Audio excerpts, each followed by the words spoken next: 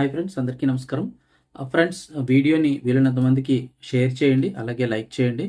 Main ఏంటంటే రాజమహేంద్రవరం పరిసర ప్రాంతాల్లో ఉన్న వారందరికీ కూడా ఒక అధికారులు హెచ్చరిక అయితే జారీ చేస్తున్నారు.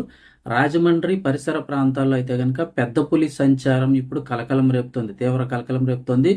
ఆ పరిసర ప్రాంతాలకు అయితే కనుక కంటి మీద కునుకులేదు, తీవ్ర ఆందోళన చెందుతున్నారు. ఎక్కడ ఏంటి అని చూస్తే కనుక రాజమహేంద్రవరం పరిసర ప్రాంతాల్లో పెద్ద పులి సంచారం అయితే ప్రజలకు కంటి మీద కునుకు లేకుండా చేస్తుంది. గత కొన్ని రోజులుగా ఏలూరు జిల్లాలో కలకలం రేపినటువంటి ఈ పులి ప్రస్తుతం తూర్పుగోదావరి జిల్లా రాజమహేంద్రవరం రూరల్ మండలంలోని తొర్రేడు గ్రామం సమీపంలోకి అయితే ప్రవేశించింది. ఆదివారం తెల్లవారుజామున, అంటే నిన్నటి రోజు తెల్లవారుజామున తొర్రేడు శివార్లలో పశువుల పాకపై పెద్ద పులి దాడి చేసింది. ఈ విషయం, ఈ న్యూస్ ఎప్పుడుది అంటే కనుక ఇది కంపల్సరీ గమనించండి. ఫిబ్రవరి 2వ తారీఖు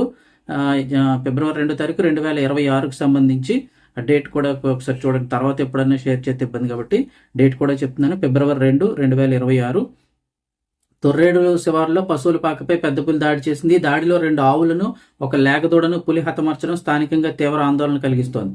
ఈ క్రమంలో తొర్రేడు వెంకటనగరం మధ్య ఉన్నటువంటి మొక్కజొన్న అరటి తోటల్లోనే పులి మాటు వేసి ఉన్నట్లుగా అధికారులు అయితే కనుక అనుమానిస్తున్నారు.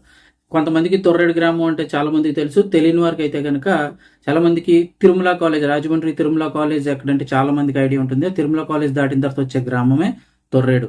సో ఘటనా స్థలానికి ఆ వెంకటనగరం తిరుమల తొర్రేడుగా అక్కడ చేరుకున్న అధికారులు అయితే కనుక అటవీ శాఖ అధికారులు పొలాల్లో పులి అడుగుజాడలను సేకరించి అది పెద్ద పులి అని ప్రాథమికంగా నిర్ధారించారు.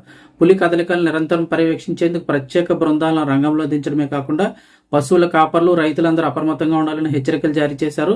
పొలాల వైపు ఎట్టి పరిస్థితుల్లో ఒంటరిగా అయితే ఎవరు వెళ్ళకండి, రాత్రి సమయాల్లో కూడా బయటకు రావద్దని అధికారులు సూచించారు.